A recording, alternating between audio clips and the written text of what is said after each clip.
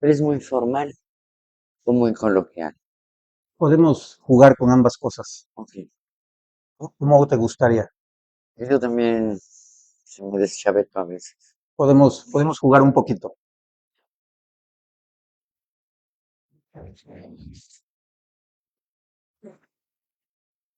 ¿Apagaron sus celulares todos? Bueno, no, de sonido me refiero, para no echar a perder nada. Sí, sí, claro. Ahí estamos.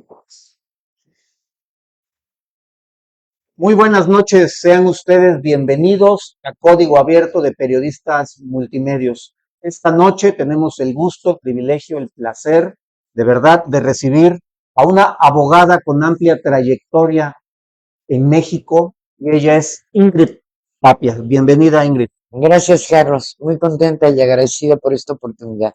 Pues los agradecidos somos nosotros, porque la verdad es de que tengo tu currículum, no lo voy a leer porque me gastaría yo creo que media hora en leerlo, Gracias. pero si quieres, por favor, me gustaría que te presentaras, pero antes quiero decirles que ella es una candidata con el número 30, recuérdenlo, con el número 30, así va a aparecer en la boleta de la elección del próximo 1 de junio, y ella es candidata a ministra de la Suprema Corte de Justicia de la Nación, la más alta tribuna de justicia en este país, y ella es una mujer muy preparada, y hoy vamos a platicar con ella.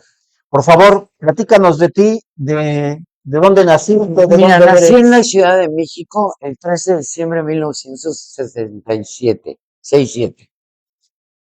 Digo de broma, soy de un barrio bravo de la Ciudad de México conocido como la Colonia del Valle. O sea, soy la clase media de la clase media, media de la clase media. Soy la quinta generación de abogados en mi familia, mis hijos son la sexta. Me he dedicado siempre al litigio independiente, nunca he sido empleado, ni público ni privado. También como una característica especial, nunca he tenido partido político, porque como me dedico de los 35 años de ejercicio profesional a 27 años al derecho electoral, y soy además, presido un hogar monomarental, tuve 3 hijos, y mis hijos tenían el mal hábito de comer diario. Entonces, como cometían esa vulgaridad mis hijos, claramente no podía yo adoptar ningún partido político porque me podría quedar sin los clientes de los otros partidos políticos. Y eso hace que a los 57 años de edad no tenga una afiliación política. Ahora, la verdad es que sí soy altamente politizada, ¿no? Que no tengas No partido. partidista. Exacto, pero soy altamente politizada y soy, aquí entre nos, un votante switcher. Porque en mi experiencia y en mi conocimiento, hay personas buenísimas en todos los partidos y cuando me ha tocado votar, he votado por distintos colores y además siempre he procurado, ya sabes, esto del equilibrio de no darle todo el control al mismo partido y Claro. poder diferenciar mi voto para crear más o menos, contribuir, en mi opinión, a un equilibrio más de los poderes de la Unión y del sistema democrático. Y esa es la razón. He acompañado mi ejercicio profesional de litigante, que todo el mundo dice que soy un litigante feroz, porque he llevado más de 9.000 juicios. En 35 años solo he perdido 18. Dando clases, 27 años de esos también he dado clases. He sido profesor decano de Derecho Romano del ITAM, profesor decano de Derecho Civil del ITAM. Hoy doy clases en la maestría de Derecho Constitucional de la Universidad Panamericana, en toda la Ciudad de México. He dado clases en 5 universidades más, ¿no? La Universidad del Valle de México, La Salle, el IBER, etcétera. Y los tiempos prolongados en las dos que primero cité. Eventualmente tengo el gusto de que me inviten a la Escuela de Gobierno a dar clases en el IPADE, ¿no? Pero creo que lo más distintivo de mi persona, ¿no? Lo que puede encontrar la gente en Google, donde a veces salgo encapuchada, a veces vestida de novia, es porque me he dedicado al activismo durante 25 años. Cuando yo fui joven, me casé infortunadamente a los 19 años con la persona equivocada. Durante mi matrimonio en la juventud se me imprimió todo tipo de violencia, Carlos. Física, emocional, sexual, de todo tipo, como lo prueba la cicatriz que tengo en la frente. Y entonces descubrí de joven, por desgracia en carne propia, que no era el tema de la violencia contra las mujeres y contra los niños, no era un tema de personas, de Juan, Pedro, Roberto o Eric, sino que había en nuestro sistema legal normas abiertamente discriminatorias y abiertamente lesivas de los derechos, tanto de las mujeres, especialmente en la condición de madres, y muy remarcadamente de madres solas, y de los niños, ¿no? Las víctimas de violencia doméstica en México son graves, y a partir de ese conocimiento que tuve que aprender con dolor y en carne propia, ¿no? Decidí dedicar en la mayor medida posible mi esfuerzo, mi tiempo, muy poco a veces, pero todo este tiempo de forma constante, a desplazar el marco jurídico para expulsar del sistema. Y eso lo he hecho en litigio estratégico, lo he hecho en iniciativas de ley, tomando las calles, ¿no? Haciendo un desgarriate y lo que sea necesario, porque siempre puse a partir de ese momento mi interés centrado en las personas y sobre todo reprochando el hedor que despide el Estado mexicano, a quien yo califico de tocofóbico, es decir, que desprecia la maternidad. Entonces, eso es lo que me distingue del resto de candidatos a ministros. Hay 64 candidatos en la boleta morada de ministros y ministras y no hay uno solo que tenga una hoja de vida que acredite un compromiso real, efectivo, tangible con estas causas. Todo el mundo te dice en campaña que ahora sí va a defender a las mujeres, que ahora sí va a defender a los niños, que ahora, es más, estando en el cargo, andan diciendo que ahora sí van a hacer la justicia de forma diferente, habiendo tenido la oportunidad de hacerla de forma diferente desde que llegaron al cargo. Mi caso no es ese. Yo sí soy una persona que tiene una hoja de vida y más de medio millón de referencias en las redes de haberme comprometido. Y mira, esta parte me hace sentir muy feliz, muy orgullosa, porque tú sabes que el activismo social no se hace sola, y más el feminismo, se hace en colectiva. Yo lo que he aportado con mis compañeras y compañeros de lucha es en todo caso, además de la rijosidad y la vehemencia que sí me es muy característica, mi pericia técnica para redactar las iniciativas, las leyes, para hacer los amicus curiae, ¿no? Para hacer las demandas de litigio estratégico. Pero hemos modificado mis manos y mis manos y yo 59 leyes federales, 7 códigos civiles, 21 constituciones políticas. Y no hay ningún candidato que puede decir que ha hecho eso. Y yo lo he hecho con mis amigos y amigas desde, tú tienes una muy conocida, creo yo, desde la iniciativa, desde nuestro esfuerzo, desde nuestra vehemencia, desde nuestro espíritu. Y eso creo que es lo que me distingue y creo que sería muy refrescante tener en la Suprema Corte de Justicia alguien que entiende desde la vivencia, desde el activismo, desde la realidad, el dolor inmenso que sufren millones de personas en México a las que se le ha negado justicia. Entonces, aunque aprendí por dolor en carne propia, Sí. ¿no? La verdad es que no necesito que mates a todos los niños de mi familia y a todas las mujeres de mi familia para que entienda el dolor abrazador y la indignación de la familia Levarón. Tampoco necesito que desaparezcas a mis hijos para que entienda yo el dolor profundo de las madres buscadoras que escarban con sus propias manos en busca del retazo, del pedazo del cadáver de sus hijos. Y tampoco me tienes que venir a contar de los 30.2 millones de niños que, como mis hijos, crecieron en el regazo de una madre sola, sin la ayuda del progenitor contrario. Entonces creo que introducir esta mirada en la Corte podría ser una diferencia muy importante en la administración y en la protección de los derechos humanos. Ese es Ingrid Tapia. Tú hablabas en la mañana durante la rueda de prensa ofrecida a medios que no te gusta la reforma. Nada. Estoy aquí justo porque no me gusta. Yo soy un detractor, porque yo pienso, y es mi particular modo y derivado de la enseñanza a la que tuve acceso por nacer en una condición de clase media, que es una clase de privilegio en un país de pobres, por haber tenido la bendición de tener familia, de ir a la escuela, ¿no? Yo sí creo que que la abstención es complicidad y que mi deber ciudadano y cívico es resistir, resistir, resistir, resistir. Entonces creo que la participación democrática es el único mecanismo legal y legítimo que tenemos las personas para ponernos algo que no nos gusta. Entonces, esta idea de a mí no me gusta la reforma y yo me quedo en mi casa picándome los ojos y viendo cómo la función judicial que está en peligro termina cayendo en manos del crimen organizado o de personas incompetentes o de los cretinos que andan haciendo campaña, a mí me parece inadmisible. Yo lo único que puedo aportar a este proceso, pues es mi incompletitud lo que soy, Carlos. Soy una persona seria, con mucha experiencia, muy vinculada a las causas, y es todo lo que puedo poner, pero es lo que debo poner. Yo estoy en este proceso justo porque no me gusta. La reforma tuvo errores serios de diseño normativo. Entonces hay dos cosas que contribuyen a que estemos tú y yo y 90 millones de mexicanos de rodillas. Y es una reforma que acusa eficiencia en el diseño de la ley, de los conceptos, de los artículos, y que además se aplicó de forma intempestiva.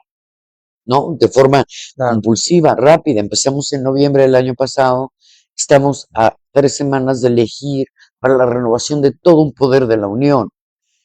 Yo no creo que haber dejado pasar delincuentes, te lo digo honradamente, que haber todo lo que estamos viviendo hoy sea una consecuencia intencionada de quienes estuvieron en los comités de designación. Insisto que es un problema de diseño, porque tú no le puedes pedir a una comisión de 6, 7 personas, por preparadas, inteligentes, capaces y buenas que sean, que analicen 17,000 o 15,000 perfiles en 5 semanas. Es una locura, porque el día tiene 1440 minutos. O sea, no habría modo de No hay, analizar a alguien con menos de un minuto de tiempo, ¿sí me explico? claro. Y eso lo tenemos que enmendar, lo tenemos que ahorita denunciar con miras a excitar al órgano legislativo que lo enmiende, porque en 27 hay otras elecciones. Y claramente ni tú ni yo queremos que la función judicial caiga en manos equivocadas. Lo dije también en la conferencia de prensa. Y lo voy a decir puntualmente y a la Cámara para nuestros Por amigos. favor. El 81% de las personas en México alguna vez llegaremos a un tribunal para disputar la custodia, los alimentos, un arrendamiento, un tema laboral o tu libertad. Y la gran pregunta de esta elección es qué mujer o hombre quieres encontrar como juez en ese momento. Mi sugerencia muy amorosa, desde luego muy respetuosa, es que miremos bien a quién vamos a elegir, porque corremos el riesgo de estar eligiendo victimarios en lugar de jueces, ¿no? Ingrid, es un hecho también que hay desconfianza y hay hasta repudio de la población, no apenas que llegó Andrés Manuel López Obrador a la presidencia, sino desde antes, porque hay unos ministros, jueces, magistrados alejados del piso, del terreno donde está la gente pues viviendo todos los días y sufriendo pues las injusticias desde el poder. Pues mira, la verdad es que tú y yo vimos que el poder judicial fue derrotado, ¿no? En términos políticos, porque nadie salió a defenderlo. Y yo estimo que nadie salió a defenderlo porque es indefendible, porque el fruto que nos dio fue pobre, fue exiguo, fue miserable. Los juicios duran 7.4 años en promedio. Las personas privadas de su libertad tienen que esperar en promedio 11 años, inocentes o culpables, para recibir sentencia. 1 de cada 10 resoluciones judiciales nunca se ejecutan. Solo el 3% de los juicios llega a etapa de ejecución. Ese es el fruto que nos ha dado. Ciertamente el fruto del Poder Judicial local es mucho peor que el del Poder Judicial federal porque tiene menos recursos el Poder Judicial local que el federal. Ese es, y por eso no vimos personas defendiendo el Poder Judicial. Pero aunque el Poder Judicial sea indefendible, lo que sí vale la pena defender, lo que sí es mérito que salgamos todos los mexicanos con todos los medios a nuestro alcance es la función judicial. Porque la función judicial tenemos que entenderla como la oportunidad que deben tener todos los seres humanos de acceder a una jurisdicción limpia, honrada, imparcial, pronta, expedita, gratuita. Cuando uno llega a un tribunal, llega a disputar cosas graves, importantes, tu libertad, tu propiedad, tu familia, la custodia de tus hijos, tu empleo, los derechos de autor de una obra que te costó tal vez años escribir, etcétera. Uno no va a los tribunales a disputarse el gansito, la envoltura o el juguete, se disputa una cosas serias. Y yo al menos deseo encontrar en ese momento lo que no encontré cuando fui joven, ni yo ni mis hijos, a los que no se nos hizo justicia, lo que no han encontrado mis compañeras de marcha, ni las encapuchadas, ni las novias, ni todas ellas. Yo quiero encontrar a alguien que sea honrado, que sea inteligente, que sea experto, que sea objetivo y que me sirva a la justicia. Porque tú y yo creamos el Estado y los gobiernos y renunciamos a nuestro derecho de hacernos justicia por propia mano. Pagamos mensualmente nuestros impuestos con esta promesa, ¿no? De que podemos llegar a algún lugar y se nos va a resolver nuestro problema. Ahora, yo le pido a toda la población que nos hace el favor de escuchar y te agradezco por eso mucho esta oportunidad.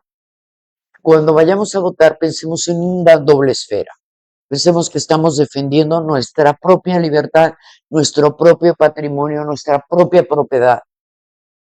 Pero también pensemos en los otros, los que como tú y yo no tuvieron el privilegio de tener una familia, no tuvieron el privilegio de asistir a la escuela, no tienen, ¿no? Que están en una condición de precariedad. Porque es falso que la injusticia, fíjate bien, afecte a todos por igual. Claro. Ciertamente nos afecta a todos, pero lo que nos prueba la realidad, la experiencia histórica, es que la injusticia siempre afectará más a quien menos tiene.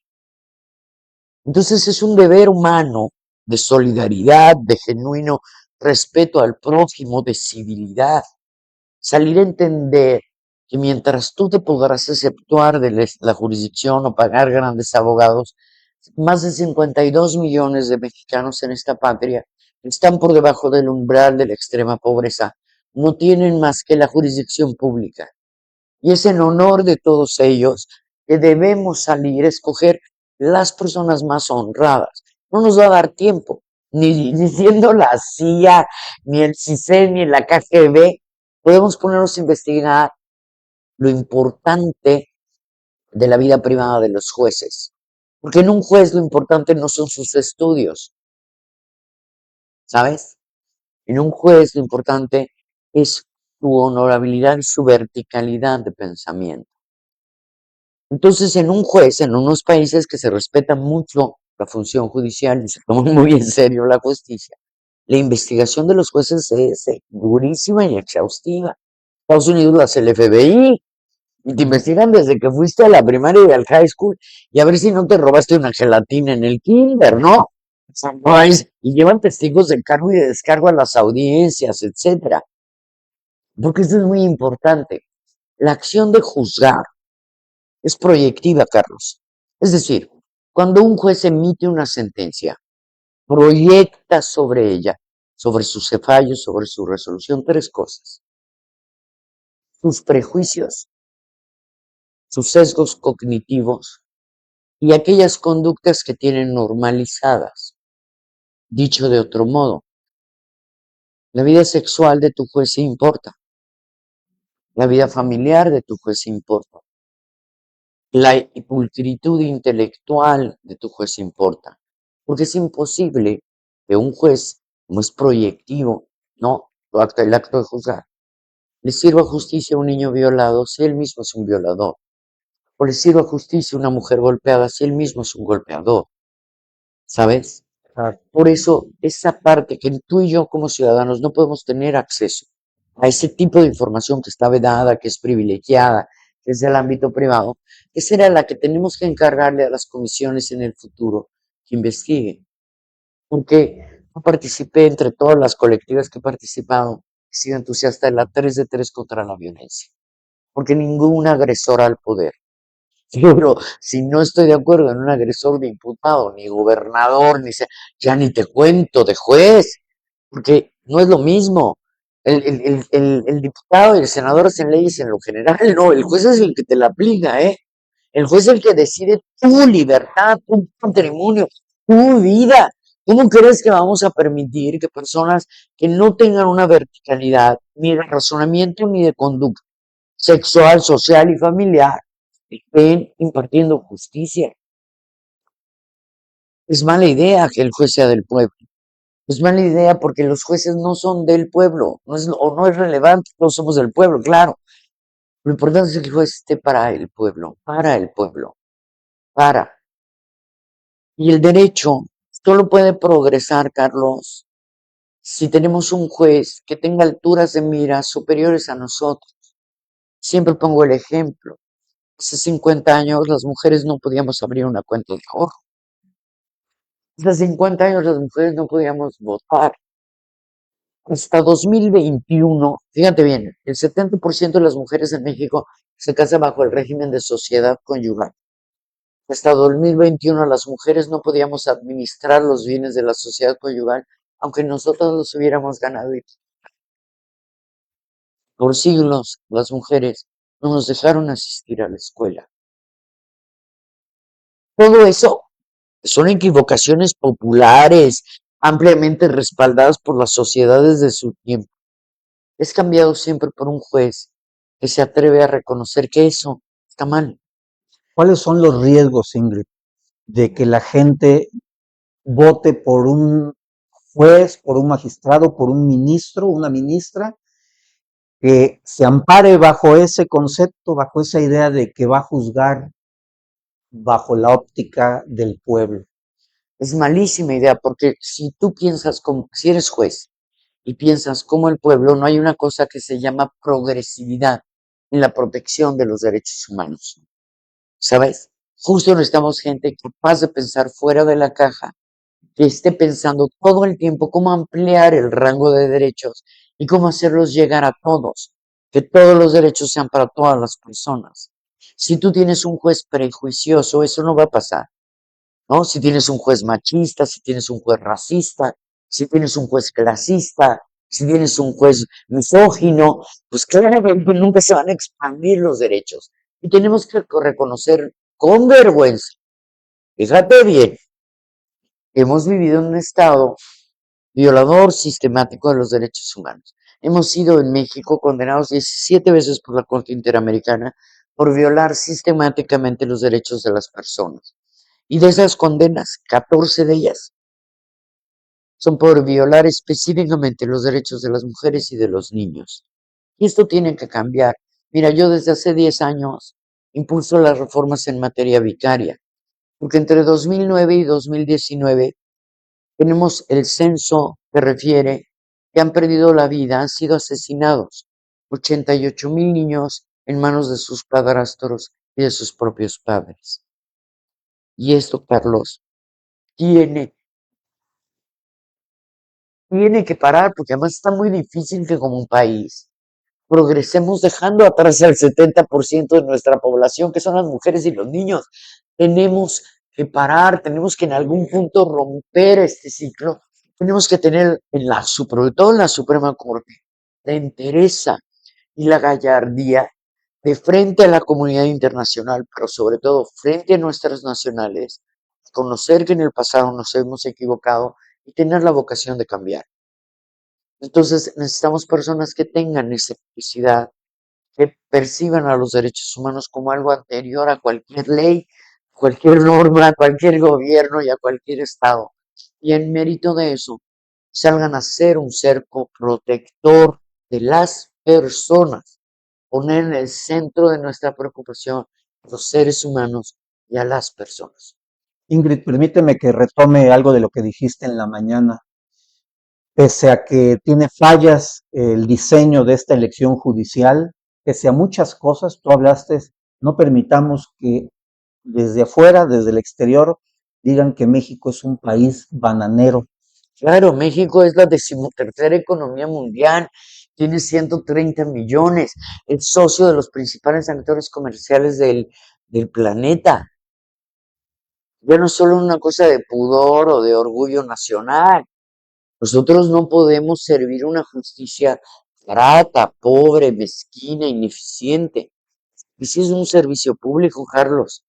Y en mi opinión, debe ser prestado con los más altos estándares y además con especialidad, como, como los médicos. Cuando tú tienes una dolencia de pulmón, pues quieres un neumólogo experto y que haya operado varias veces el pulmón. No quieres un chaval muy simpático, ¿no? O alguien O que sea el más o popular. la que se encuera, o el más guapo del hospital. No, no, no. Yo quiero al nefrólogo para mi riñón, al neumólogo. El juez no tiene que ser guapo, no tiene que ser simpático, no tiene que ser atractivo, tiene que ser honrado.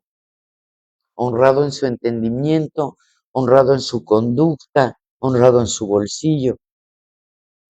Permíteme que te vuelva a preguntar, porque sí me gustaría que lo reiteraras. En la mente de muchas personas, sobre todo por la propaganda oficial de los últimos años, piensa que un ministro pues solo está atendiendo casos de las grandes empresas, de los grandes No, evasores fiscales, no, que defienden a grandes empresarios, pero no, los ministros, las ministras atienden también el pues ministro, si cosas básicas, vamos a decirlo así. mira, seguramente hay ministros codiciosos que pelean esos asuntos. Y la verdad es que la Suprema Corte de cualquier país en un Estado democrático, federal y republicano solo tiene una misión sustancial y es ser el garante de la regularidad constitucional, que traducido al lenguaje más sencillo, la Corte es la que te protege de los otros poderes de la Unión, de cualquier gobierno y de cualquier autoridad. Es el último reducto de la justicia, ¿no? Porque el ministro no es un aplicador normativo, como sí pueden ser los jueces inferiores. Es quien expande el reconocimiento de los derechos inherentes como individuo frente al ataque o al embate de los gobiernos, de los poderes, de las unidades administrativas. La Corte no debe ser amiga de otros poderes, que el cancerbero, el protector general de la población. Entonces, si hay una mala ley, es la Corte la que la expulsa fuera del sistema legal. Si te hacen una aprehensión indebida, te torturan, es la Corte la que puede restituir tus derechos. Si te hacen alguna trastada o corrupción o tráfico, los propios jueces. Es la Corte la última oportunidad que tienes para que se te restituya. Y hemos tenido un país que ha sido pródigo con los delincuentes y mezquino con las víctimas. Y creo, Carlos, que es hora de cambiar. Y esta reforma no la hicieron para eso, pero tú y yo podemos aprovechar.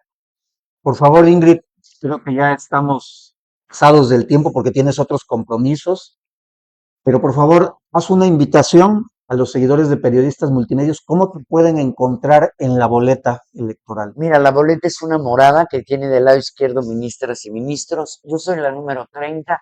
Está fácil de acordarse como la carabina 30-30 o como el 30 que usaba Messi cuando debutó en el Barça. Y ojalá y nos puedan dar el voto por la seriedad de lo que representa para construir una puerta en la corte por donde quepamos todos.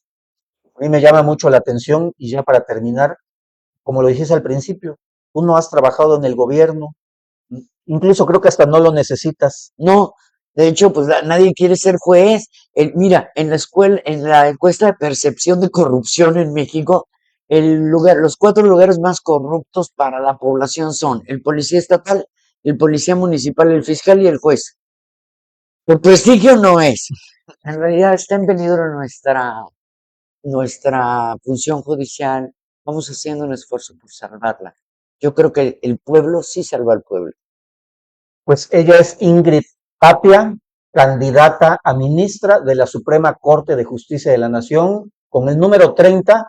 Y si les interesó lo que dijo, si les despertó ese gusanito, los invito a que busquen en Google, que busquen, que te encuentren y que conozcan más de ti. Muchas gracias por aceptar la invitación. Gracias, Carlos.